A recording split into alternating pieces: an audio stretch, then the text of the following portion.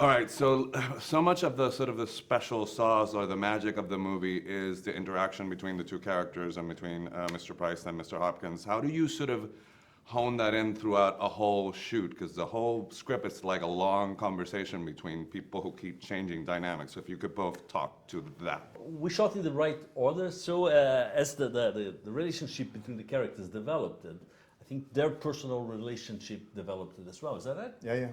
And Yeah.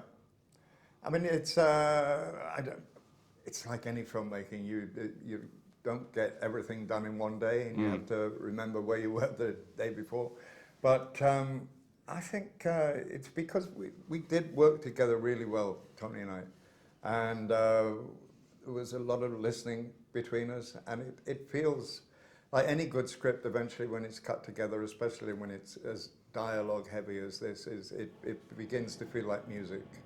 Where it's like overlapping and picking up and floating in and out. I've just done a stage play that I did for 3 months, and that was a series of conversations on stage.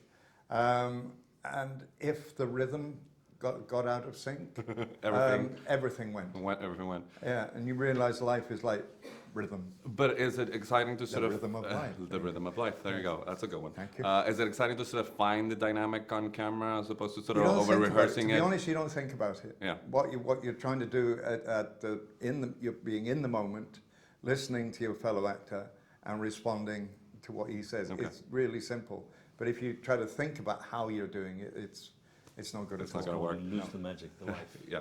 So let me ask you this: do you think that the experience of playing somebody like Perón in Evita sort of help you deal with a historic figure as important as Pope Well, Francis? it would have been helpful if Francis had sung his entire life. And dance a little bit. Which no. is what, yeah. But I mean, how much do you sort of stick to what is in the script, or because there's a wealth of material that you could sort of do a deep dive into a person that's still living and you're playing? So, Yeah. Well, it's with a script that has been as well researched as this script, it's unnecessary to take any. You know what you're going to say.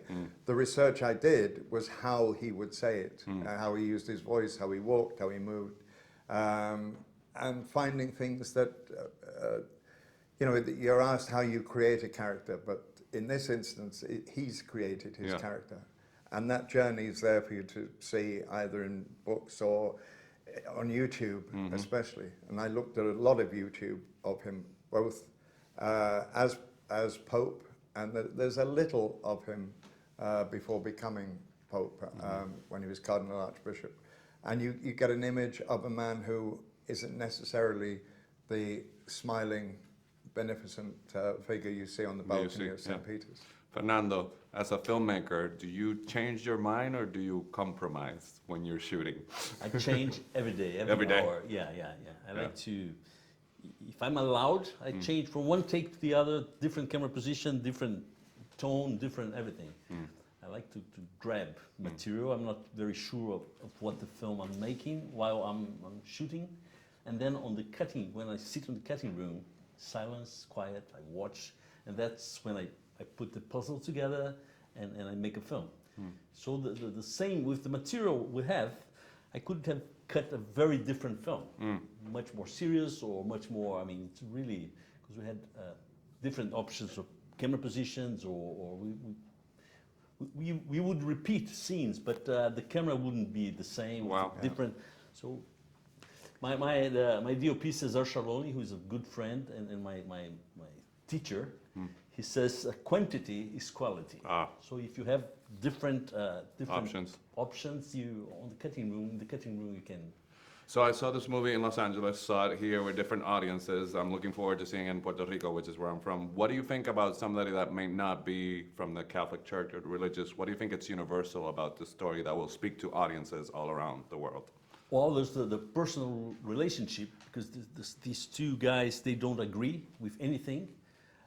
And they have to find a common ground. Yeah, and I think, it's very, I'm sure anybody has people whom you disagree, and then you might learn how to listen. On a political level, I mean, we talk about how the economic system today is destroying the planet and is creating this crazy society with very rich people, countries and very poor countries, and so anybody can relate to that. And even in the spiritual side, even if you do yoga, we don't talk about Catholic church or the religion, Catholic religion, but we talk about connection to God, which could be yoga, could be any spiritual practice, and sometimes you lose the connection, and the film comes back to this theme several times.